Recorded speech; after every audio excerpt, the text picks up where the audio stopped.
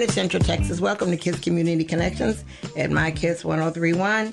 And you know what? This is my weather. I'm liking it now, because I was getting worried. I thought it was going to be warm outside and hot. And, then, remember, when it's hot outside, don't ask me anything and expect an intelligent answer, because all my brain is working on is it's hot out here. So my intelligence is back and I can think because it's cold outside. I can almost wear a jacket. Anyway, I can. It's just me. But we're going to spend a little bit of time talking about, yes, the virus. But I'm not going to talk about it so much that we go, oh, my God, no, she isn't. So I'm not going to do that. But what I am going to do is pass on some information. During this time, some of our small businesses are losing money. And they're small businesses, and they can't afford to lose any money. I mean, they can afford to have a short day today, pick it up tomorrow. But they can't afford to have a just completely gone day. Just, it's gone. They can't afford that. So there's a couple of things we need to do. One, I'll say to them, they need to go to a website, and it's TDEM. It's Texas Department of Emergency Help. Well, yeah. But what they do is they will give small businesses a loan. And this loan is low interest loan because the loan is only because of the virus.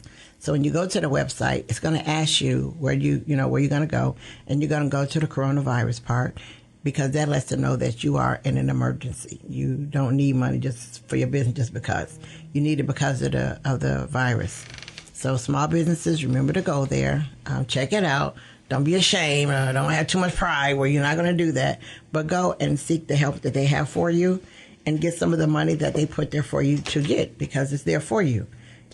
So, like I said, I know some people want to ride out the storm and say, my people have got me. Well, some of your people don't have you, because you have people who are not going out of their house, or, they're not thinking about you as a small business hurting. And some of us who do leave our house, to travel here and there, remember the small businesses. Stop in and buy something. Don't just say, you know what, too bad, too sad. No, we need to build our businesses up, and we need to help them survive. So let's spend some money with them. Let's do a little shopping with them and let them know, that we're thinking about them and that we're still there, and we want them to stay. But also, as this virus is continuing, don't forget your senior citizens. You have senior citizens who, one, don't come out the house. You have some that are really scared because, remember, listening to, our president and the governor, they're telling our elderly senior citizens to stay in. And some of them are staying in. Well, they're staying in, and some of them aren't eating. They're not eating properly. So your senior citizens, go, that are in the house and, suffering a little bit. Go by and take them some food. In fact, go to one of the small businesses, buy them a dinner, take it to them. Spend about a couple of minutes talking with them, but do that. Let's not forget our senior citizens as we're caring about ourselves. But let's think about our senior citizens and where they are. Because if you can drive around and you can get around pretty good, I'm sure you know a senior citizen who can't. I know you know one that won't. And, I know a lady, she's a senior citizen, and in our community, she's like the mother. She's the grandmother, I'll say, the patriarch of the area. But I took her yesterday out, it was one of my things. I was thinking about a couple of senior citizens, and I thought about her, and I called her up on the phone. She went to the doctor, and she's lost some weight, which she cannot lose any more weight. She can't. She says, well, I asked her, is she eating? So she gave me the old people answer with the, they have that well, and they drive the word well out like, way out there. And she was letting me know that she did have some food. Well, that some food it wasn't working for me, and I know she likes fish. So I went to a restaurant, mom and pop restaurant, and I bought her two fish dinners with some collard greens, because that's what she likes. And I went over to the house, knocked on the door, and I came in, and I'm like, here. The look on her face was like, you didn't have to do this. Well, it was my turn, and I have to listen to her at that time. I'm not have to listen to you. I'm feeding you, And I sat down and talked with her for a few minutes. But I left her the food, and I let her know that we would not forget her. So after that, this lady, I'm going to bust her out and say her name. Her name is Kiki Williams. She contacted me and said, we need to feed some senior citizens. We need to find out where they are. I started laughing because I'm like, I'm already doing that. So we got together and we started doing it, and we did it on Friday. And we're going to do it again Saturday. It's just something that we're going to continue doing, and we hope that more people, tag in and say, hey, let's do this. And not only your senior citizens, people that just don't leave their house. And some of the senior citizens who do leave their house, think about your senior citizens that don't. Sounds crazy, but let's think about our senior citizens during this virus. And let's continue to stay safe, be safe. And let's remember, when all this goes away, we're going to return differently. The same you that was you before this started is not going to be the same you when it ends, because you have another mindset. You have some other things to remember. And you're going to look at people differently, because you're going to go, let me see about you. I don't know about you. I don't know about you. So just remember, when we leave this crisis, our skills won't be the same. We'll kind of think differently. And that's the end I'm going to say about the coronavirus. Because I don't like talking about it, because it's not like a happy subject. But we do have to talk about it, because we have to remember what we need to do, what we need to remind other people to do. And that just because somebody's your best friend doesn't mean that they take care of themselves. You need to remember that. Their cleanliness might not be yours. Their cleanliness on their hands and their face or whatever might not be like yours. So just because they're your friend, don't automatically assume that everything is fine with them as well. So that's all I have to say about that. Now for my topic. Lately we've been talking about men a lot, and not negatively about men a lot. But you know what? We realize that our men are the ones suffering. And they're suffering in a whole bunch of ways. And I don't mean the ways of, they've lost their mind and gone crazy, but they are the targets right now. And they've been the targets for years, but they're the targets. And they don't get the same look as we do. They don't get the same look as everybody else does. So it's time that some of our men roll their sleeves up and get back into work. And we have a generational gap between men. There's a gap of men that left the generation. I'll say the men are in their 20s and 30s. The group that was supposed to help them didn't. They didn't help them, not because it was on purpose. They didn't because that's the group that think they arrived, they got a job, they got a car, they got a house, then go in their car to work, back and forth, go in their house and they close the door and they leave everything alone. And then they look at TV and say, look at those kids. But those was the ones they were supposed to step in and help. Because remember, each generation is supposed to help the one after them. That's where it goes. But we have a generation gap. So through our generation gap, we lost some of our young men we didn't lose them through death. We lost them to fend for themselves. And then now we're suffering from the consequences of it. Well, it was a man. I didn't meet him. I met him on Facebook, actually, which is how I meet a lot of people, I guess. But anyway, he inboxed me one day and let me know that he wanted to mentor, to talk to some young people. And you know what? When somebody said that, I'm like, yeah, cool. I'm all in on it. I am always all in on anybody that wants to take time and talk to our young people. I'm all in. When he said that, I was like, cool. I realized he might not wear rollerblades like I do because, I'm flying all over the place. But hey, listen, I'm willing to help and give a start. So, and then I found out he works for the school district. That was the crazy part because, he was crazy enough to work for KISD and any ISD. But anyway, he does. And I'm not going to say any more about him, but I am going to say good morning, Mr. Lucio Norris. How are you this morning? I'm doing great. How are you? Pretty good. Why in the heck do you want to mentor young people? I just want to know right? Why? Well, so I was fortunate enough when I came up. I was born in New Jersey, and my mom. Okay. And my mom's took me out of New Jersey and took me to Maryland, a place called St. Mary's County. It was pretty country down there. But the community that we lived in, they were like probably the generation before the last generation of slaves. So the community was very tight-knit. Everybody was family there.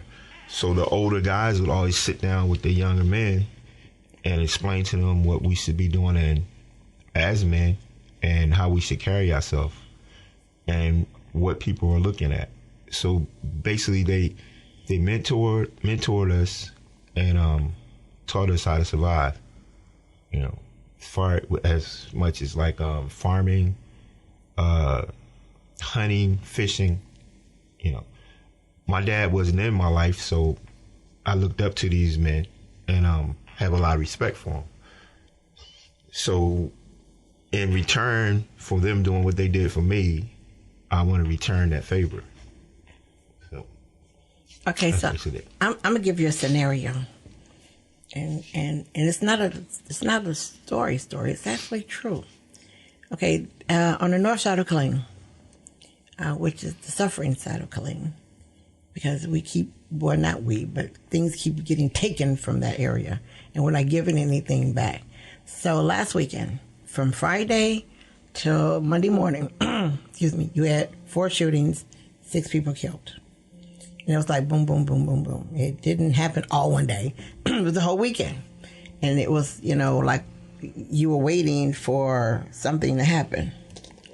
You were waiting for something to happen the whole time because, you're like, what's next? And the one next came to be a shooting.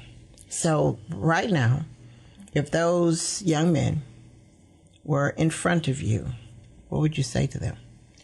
Well, and how would you talk to them?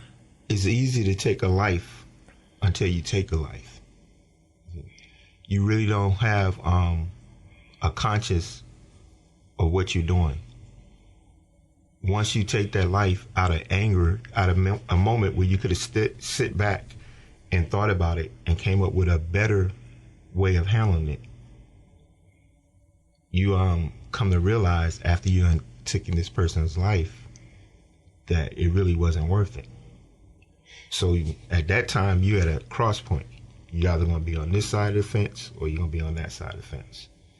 So if you choose to continue to live the way you're living, then most likely it's going to happen again, or it's going to happen to you.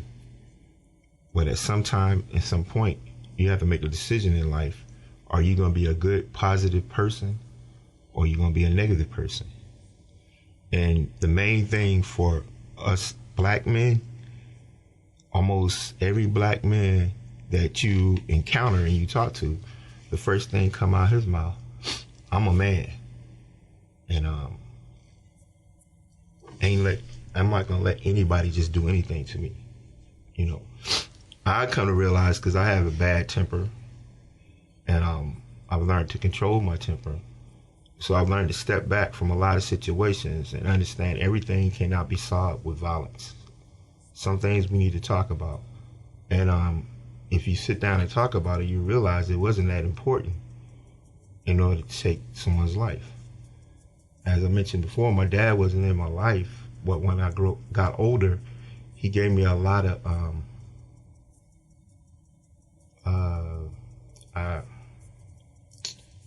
things to live by, So sometimes it doesn't take a father being in a child's life the complete time, but to be in a child's life at the right time. And one of the things he used to say, he was like, son, if you're not mad enough to kill somebody, then it's not worth fighting. And some things you should let go and walk away from it and take time to think about it and everything, because I don't think nobody wants to go to jail. Nobody wants the lethal injection. But you have to think about these things before you take someone's life, because once you take their life, they don't get it back. And that's what a lot of our young men need to understand. Once you step across that line, you may not never come back, and you'll never be the same person you was before that happened. So why do you think that okay, like you said, some young men will stand up and say I'm a man, and like you said, nobody's going to do anything to me. I'm not going to take it. I'm not. So do you think it's more of a shield of words that they're just saying? It's not nothing they believe, but they're holding it up like a shield to say, don't bother me because I am a man. So as a shield, like a little kid would hold up something to say, you can't do this because I got this shield up. So do you think it's more of a shield, or do they really actually think that? Well, I think it's more or less a reputation type thing. And it's more, they're actually trying to talk themselves or talk the situation down. I'm a man, you ain't gonna do this to me, you ain't gonna do that to me, and get away with it. But once you say those words to another man, you might have to prove that. And that's when the problem comes in. See, words are very powerful. And sometimes if you use words towards people, I don't know, you can get a reaction from them from a certain word, you know. But a lot of it is they want to be respected and they want to be acknowledged, but they're going about the wrong way of doing it. Yeah. Okay, so do you think that, and I think some of it is that, okay, north side of Killeen. Okay, I got here when the Luby shooting, like I was on a plane here when that happened. In fact, my mother told me that whatever happens when you first get someplace is the way the place is the mentality of the place. Ooh, so that was a rough day to get. But anyway, I got here. When I got here, I always lived on the south side of Killeen. But when I got here on the north side of Killeen, there was a store next to the HEB on Gray Street. Mm-hmm. There was a little store there. Also in that plaza where the health, it's on Veterans Memorial, where that gym is, there was another store there where people could go, and there was Mr. Gaddy's Pizza. But they had functional things, I'm saying, on the north side of Killeen. They were family-oriented and people-oriented. Those things slowly left. The stores left. Mr. Gaddy's left. The theater burned down. The grocery store is closed. There's no police department over there. There's no pharmacy over there. There's no, the little clinics, the little mini clinics, whatever there's none of them over there on the north side of Killeen. So the north side's been stripped. You cannot find a good job on that side of the city either because there's nothing over there. I can, to get one. So to me, the city has spent years stripping that area, of anything. So now it's got down to a job where you're not going to get a job on that side. There's no bus to take you from, I'll say, the north side of Killeen to Walmart. There's no bus to take you over there. So if you don't have a car or some friends or whatever, you're not going anywhere. So basically, the north side of Killeen is its own city that operates by their own guidance and rules. So not to say that stripping it caused the issue, but I think stripping it from everything is helping the issue. I personally, my beliefs and way I look at things, I look at things a little bit different from other people. I feel it's more of a city thing to where, that is close to posts. Mm-hmm. So they want to push the negative people away from posts. So this is why they're taking this stuff away, because they're forcing them to move somewhere else. And then from my perspective, what I see, once they get to a level where they feel comfortable with, then they're going to come in with a lot of new businesses. Because you go to every post, and they always tell you this when you're in the military. Don't shop at the places directly outside the post because their price is always going to be higher because they know you're the soldier and it's convenient. But I've been here since 2000, and like you, I've seen a lot of changes in that area, and some of them was for the better, but the majority of them wasn't. And the reason why I feel like it's a city thing, because I look at HEB. HEB is a business, and a business out to make money. So these people in this area, most of them don't have transportation, so they're not gonna go to the HEB off of Tremere. Mm-hmm. They're gonna go right there to the HEB. So it's more of the lower income people in that area, which is, in spite of what people may believe, that's where all the money is at. Mm-hmm. So why would I move my business from out of there and move it somewhere else? But at the same time, I provide a bus to come to the main store for these people. That's because I don't feel HEB had anything to do with that. Well, actually, I'll tell you about that. And aside from doing this, for the NAACP, I'm the state education chair. And NAACP, we have a corporate advisory council. So all the corporate people sit on our council. The corporate person for HEB, James, sits on our council. So when that HEB was closing, I called him because he's a corporate person. Right. I'm like, hey, why HEB closing?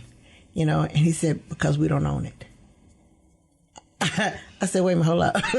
He said, out of Texas, there's 2 HEBs that HEB does not own.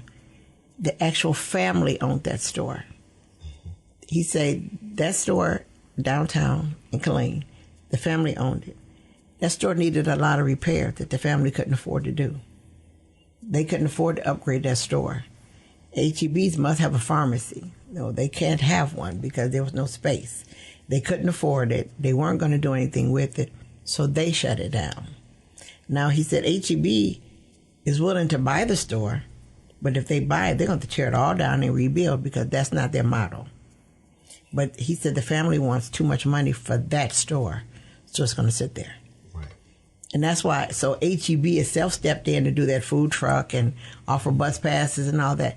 They stepped in to do that, realizing that it's the same name and people might not know that they didn't own that store.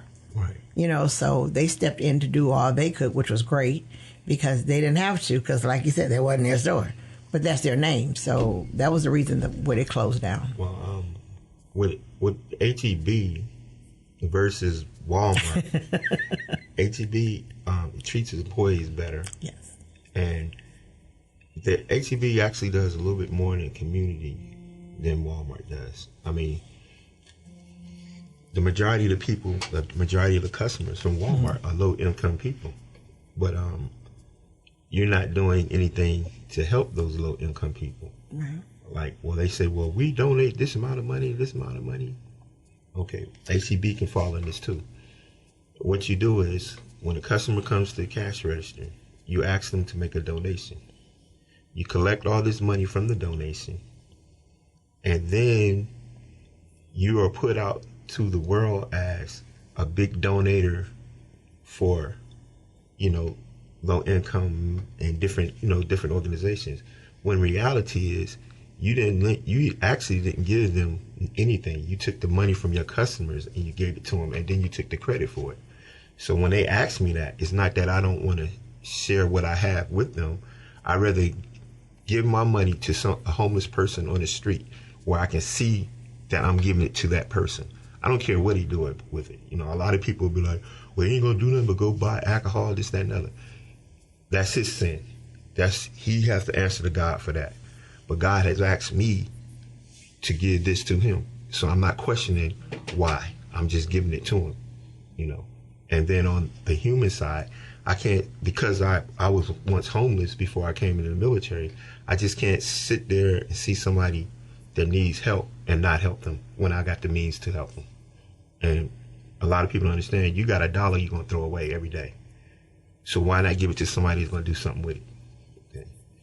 But back to HEB, when they asked me that question, well, Walmart and HEB, when they asked me that question, I was like, you asking me to give money to you is almost the same thing as me going to a homeless person and asking a homeless person to give them money. You're a multi-million-dollar company. Why are you asking me for money? So no, I'm not gonna give that money to you. And So you were saying that some of the crime we have, I think, is due to we've allowed a certain part of the city to be their own city. Right. What I mean, because it would be like anything else going on. So I would say that's some of the reason we have the crime. Because like I said, we have let the North Side take control of themselves. Right. And we ended up with this. So you said some of it's the city's problem? A lot of it is the city's problem. And a lot of it is the community problem. Because you can go ask the average person right now, do we have a gang problem? And their answer would be no. We don't have gangs here in Killeen. There's gangs all over Killeen. And the only reason why I know, because I worked in the club system, so I got to experience this on firsthand. Mm-hmm. But the way it was, the gangs would stay in their area and they would only deal with their people. But now they're like spreading out throughout the city. So this is probably one of the reasons why you don't see a lot of police on the highways doing traffic control like you used to, because most of them are trying to control these gangs and protect the regular citizens. And so even with the things that are going on with them, you have to understand that you can't put somebody in a dangerous situation 24/7 and never give them a break. they need a break too. Just like our military, we send them over there. When they come back, they need a break from being over there because they got to come back down to reality and adjust with the regular world. Okay, now that we have this issue we have issues with younger women too, just like young men, but it's more targeted to men, which is my reason why I say we need to step it up. But we also need to step it up gender-wise. And I'm going to ask you the question I ask many men. Joe knows I ask it all the time, and men never give me a real answer. And it will be the men and the women. I will see a young man walking down the street, and he's not dressed the way he should be dressed. Pants don't fit the way they should fit. Me being a female, I'm going to walk and say, hey, what's wrong with your pants? We're going to have that talk. We're going to have that talk about those pants. Mm-hmm. We're going to go to task about those pants because I'm a female and that's my job. But I'll see some men going to walk right on by. And if I go ask these men why you didn't stop those, they're going to give me this, I don't know what he's carrying. I don't want to be arguing with him. I'm going to get all these excuses. But my thing is, we don't think about guns, carrying, his meanness, gonna cut. We don't think about any of that. Our immediate thing is you better pull them pants up. And however I got to tell you to pull them pants up, you can pull them pants up. Our generation gap of men, to me, that's part of the generation gap issue too. There is a generation gap because the generation that you're in, you're supposed to help the ones before you, that came after you, and on down the line. Somewhere with the men, that generation gap became a real big gap. So we have a distinct difference with you and that generations and generations on down till we get to the ones that actually remove themselves out and let this fall down. With women, I don't see us having the same generation gap that men did. It's not a better or worse. Because we are females and we just didn't have that gap. We do have a gap, but we didn't have that much of a gap where the effectiveness changed. And the effectiveness changed because, first of all, with our black men, they've always been the ones targeted. That's number one. But a generation of men left them alone. And we have what we have now. So how can you help fill that gap? Because you're going to have the gap. You're going to have to pay for the men after you. You got to pay for them. You got to pay for that. So how do you jump all the way down to them? Because this gap here, you got to do it. You got to overstep them and understand what they did. You got to understand what they did. Not that you like it, but this is why they did this. So now you got to go, past them and down a whole nother group, which would be almost like your grandkids or something. Well, me personally, I can't do it by myself. Right. And no one person can do it by themselves. Mm-hmm. But every little thing that you do will help. And the main problem with our younger generation and our older generation, because it's a problem with our old generation too. Too much media, too much TV, too much social. They want to be into the social thing. So the TV, what they do, they always put, whether they black or white, the older person against the younger person. Mm-hmm. For example, why are we comparing LeBron James to Michael Jordan? We shouldn't. Two different eras. Right. And so what it forced Michael Jordan don't want to give LeBron any advice and help LeBron because he don't want LeBron to be better than him. Mm-hmm. And that's not the way it was supposed to be. Back in my generation, the older person will always tell the younger person something that's going to help them so they won't have to go the same road that they went through. It's the same way you're raising your kids. You don't want your son to go through the same things that you went through in order to get to where you at. You want to tell him an easier way to get there. Okay. And so that's where the conflict comes in between the older male and the younger male. What is happening is that older male that wants to say something, he can't go to that younger male and say, hey man, pull your pants up, blah, blah, blah. Because he's going to get a retaliation from that younger man, which may lead to somebody getting hurt or an altercation. So a lot of times we won't say anything. We just let it go.